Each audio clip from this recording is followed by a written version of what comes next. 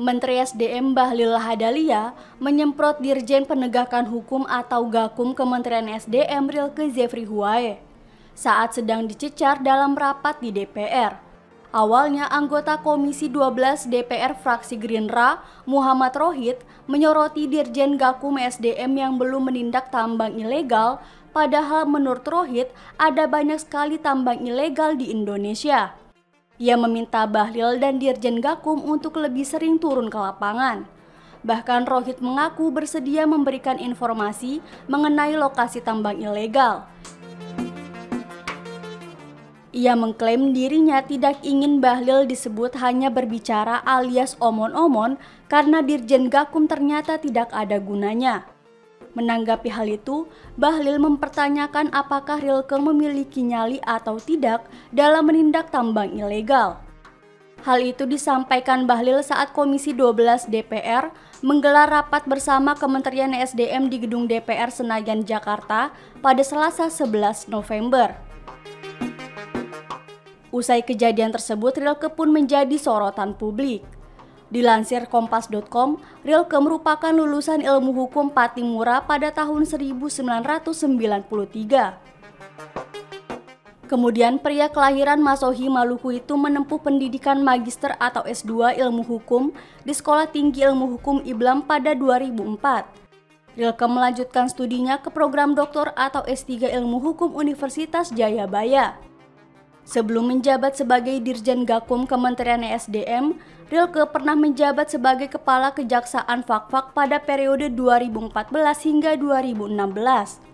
Kemudian ia menjadi Kepala Kejaksaan Negeri Bangka pada 2017 hingga 2018.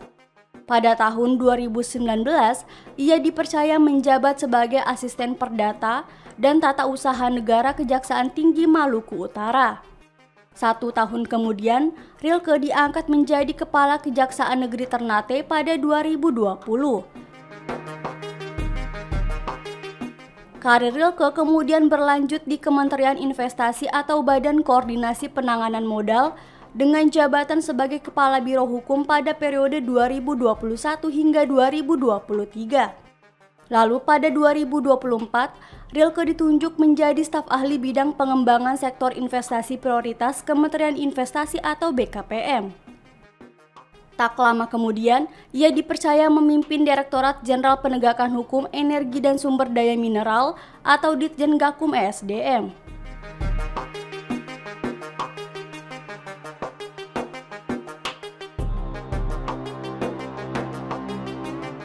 Kita melihat teman-teman Komisi 12 ini malah tim gabungan presiden dulu yang lebih turun, Pak. Bahkan saya tanya, ini kemana jadinya? Pak Menterinya di mana? Dirjen Gakumnya di mana? Harusnya kan Bapak duluan, Pak, yang ada di depan itu. Pak Menteri di situ hadir paling depan, beserta Dirjen Gakum Bapak di situ yang paling depan. Nah, mungkin dari saya itu, Pak, lebih banyak turun lagi, Pak, ke lapangan. Bahkan nanti boleh dari kami teman-teman Komisi 12 juga kita banyak tahu di mana lokasi-lokasi tambang ilegalnya, tempat-tempatnya di mana, dan bahkan kami siap, Pak, mendampingin di mana lokasi itu agar Dirjen Gakum ini lebih banyak turun penindakan ke depannya gitu loh. Jadi jangan nggak ada guna, Pak, nanti takutnya Bapak membentuk direktorat yang baru tapi takutnya nonsen, Pak, nihil gitu loh. Jangan nanti orang bilang direktorat ini omon-omon. Nah itu, Pak, mungkin dari saya. Melakukan reklamasi, rata-rata ada juga yang melakukan begitu, tapi tidak sedikit juga yang meninggalkan derita di daerah-daerah itu. Itulah kemudian kenapa saya katakan tidak boleh kayak begini. Pasti muncul lagi istilah itu DFK ini. Memang, Pak, memperbaiki itu, Pak, DFK lebih banyak daripada maunya kita. Apa yang saya lakukan ini hanya untuk memperbaiki aja. Itu saya tapi terima kasih. Jadi ini Pak Dirjen sama Dirjen Gakum mana ya?